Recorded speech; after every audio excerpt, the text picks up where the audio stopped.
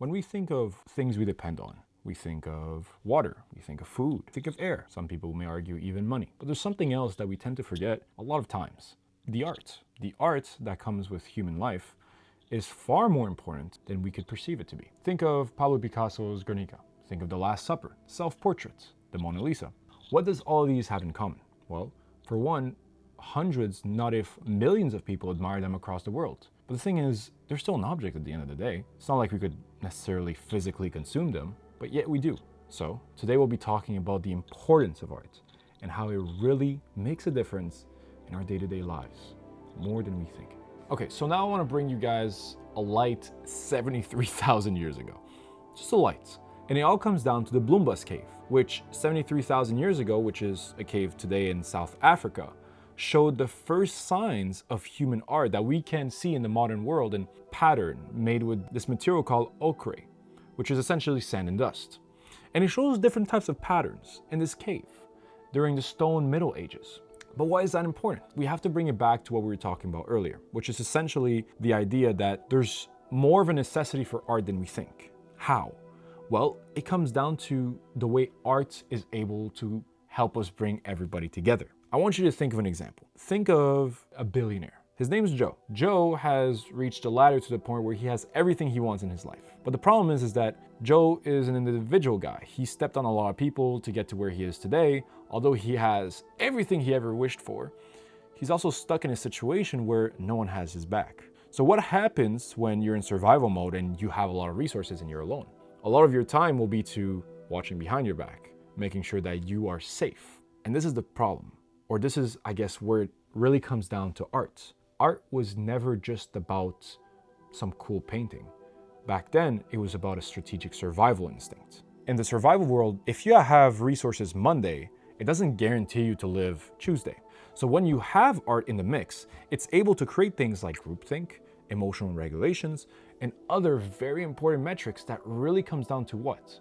To bringing people together and to trust each other. So all of a sudden, all this resource that you have, this food, this water, and everything you have, well, you have somebody else to watch your back for it, at least in theory. Now, the beautiful thing is that all this together creates second nature consequences of what art creates. Art could help increase skill, patience, and intelligence.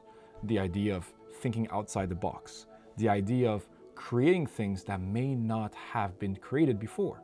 All this makes it that we have to think of ways that are not structured. And when things are not structured, we have to create our own structure.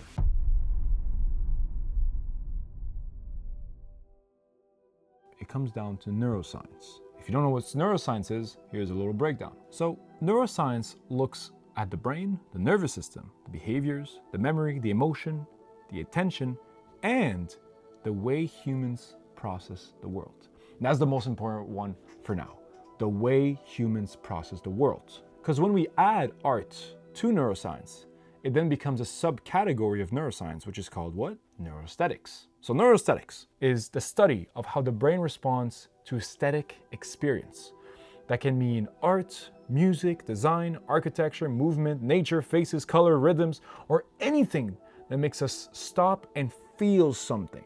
What is it to feel something? What could we actually get out of that feeling? It's not just asking, is this beautiful? Is this art piece from Pablo Picasso beautiful? Is this other art piece that is less known still beautiful? It's mostly about what is happening in the brain when something becomes beautiful, meaningful, emotional, or even memorable. When is the last time you looked at art and had goosebumps? Where you felt connected to it? Where it felt like it was speaking to you more than the painting sitting right next to that one that we're targeting. When you put that together, that's where neuroaesthetics really comes in. The science of what really is to find something beautiful. Could that also mean in that case that like finding someone beautiful is art? Mm-hmm. That's pretty sick. Mm-hmm.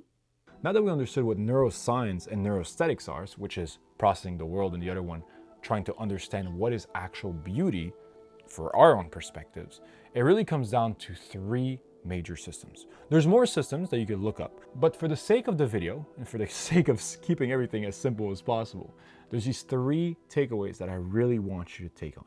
These systems go as follows. The first one, the visual processing area. So it's what we notice. The second one, being the emotional center, is how we feel. And the last one, being called the default mode network, is what becomes meaningful over time. So what we see, what we feel, and what is meaning are a sort of triangle of how do we actually process the world. So looking at some research papers about this, it talks how the prefrontal cortex that are known to be part of the default mode network. And what we just talked about, the default mode network being this meaningful system, we have to also understand that the prefrontal cortex links back to what? It links back to attention, decision-making, planning, processing, all these very important functions that we could really take into consideration here. Think of it this way. The brain is the artist. And when an artist sees something, it really comes down to understand what is the information that he wants to retain. In this case that we could see in this paper, we see that the brain, as the artist, needs to discard inessential information from the visual world in order to represent the proper character of the object. So it really comes down to knowing, how does the brain know what is good and bad information? Is it through the experience it builds? Is it through just the prefrontal cortex and its development through the time? There's so many questions. There's so many questions that understand, or that maybe misunderstands, the amount of variables it takes to just create an opinion. In this case, we're creating an opinion on what? We're creating an opinion on art.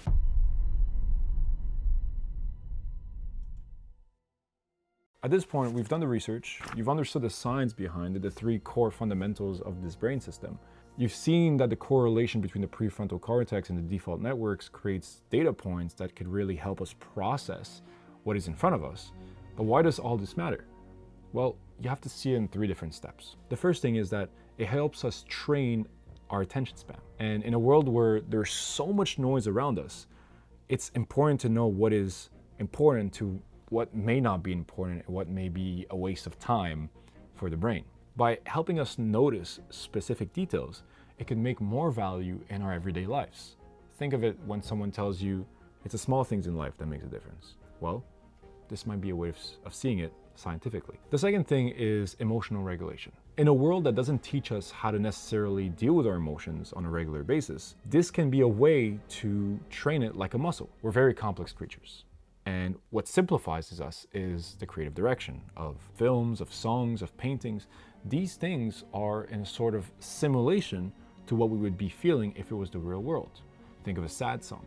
You're repeating memories that may make you feel sad, but aren't the real deal. It's ideas you simulate in your brain in order to simulate a feeling, which brings you closer to it and makes you understand how you would be in this process form. Finally, art turns experience into meaning. It's the whole reason why when someone looks at an art piece, if you have person A and you have person B, they might look at it in completely different ways. One person might look at it, not feel anything, take a photo maybe and turn away, while you sit there admiring it for hours on end, looking at it and feeling something that not everyone may feel. Okay, that was a lot of history. That was a lot of science. Now it's time to have a little bit of a one-on-one. Human to human. So at this point, you understand art.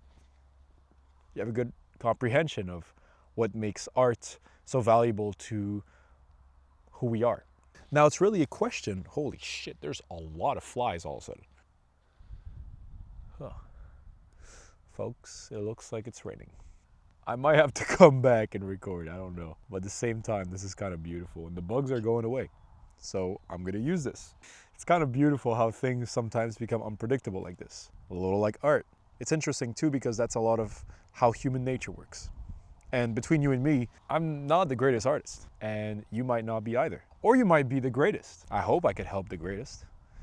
As much as I hope I could help the ones that are just looking to do their first step. There's a lot of value when it comes to taking the first step in art. It may seem difficult, but the beautiful thing about art is that anyone could do it. You can't really practice to be a surgeon and just try it. Same thing for dentistry, same thing for physiotherapists. The beautiful thing about art is that you just have to take the first step to do it. It might cost you a bit, maybe an hour of a lesson to do a painting lesson with your buddy or your girlfriend or whoever. But the beautiful thing is that you're able to do it. You're able to experience it as much as someone who's been doing it for 20 years. So this level of being able to relate to someone becomes far more valuable. All of a sudden, you've unlocked an interest that can bring more people to you. Another thing that happens is that you control it. Maybe you don't control the way people perceive your art, but at least you're able to control what comes out of it. That control helps you judge where you want to be. It makes you think of things that you may have not thought before. And between you and me, once your neurons and your brain are able to create these new connections, then a spark of curiosity comes through. And nothing's greater and nothing's more healthy than having more curiosity in your life. A lot of us have jobs that sometimes feel gray, sometimes feel repetitive. There's a beauty of having something that is not necessarily predictable and have a little bit of unpredictability. And I think that's thunder. What I'm trying to say about all of this is, if you feel it, or if you even think about it, do it. It can get you far in life. Just having similar interests to someone that is far more beyond whatever you may think he is or she is, that may give you the connection that you may be looking for. And if you're in the business world and you're trying to get out there and get more connections, that is not through LinkedIn because that doesn't work, or barely works because it's super transactional, maybe learn an art that you think this person that you're targeting might like. Fall in love with that art the same way he fell in love with it. Don't force it, but try it. Put yourself in somebody else's shoes. There's nothing greater than to relate to someone and feel like you could be a trustworthy person, not only for others, but for yourself.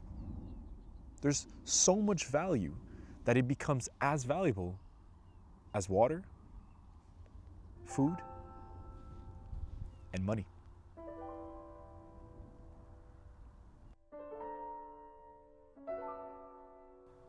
So, what do we do now? Now that we understand the art, it's really about going out there and doing something about it. Try it. See what happens. Don't be scared. It's only a first step that's a little scary. Worst case, do it with a friend. But try it. Try it. The same way I'm trying this for the first time, and this YouTube channel will become my art. Whoever you are, you might want to follow me on my journey. I come from a background of marketing, being limited on my creative direction.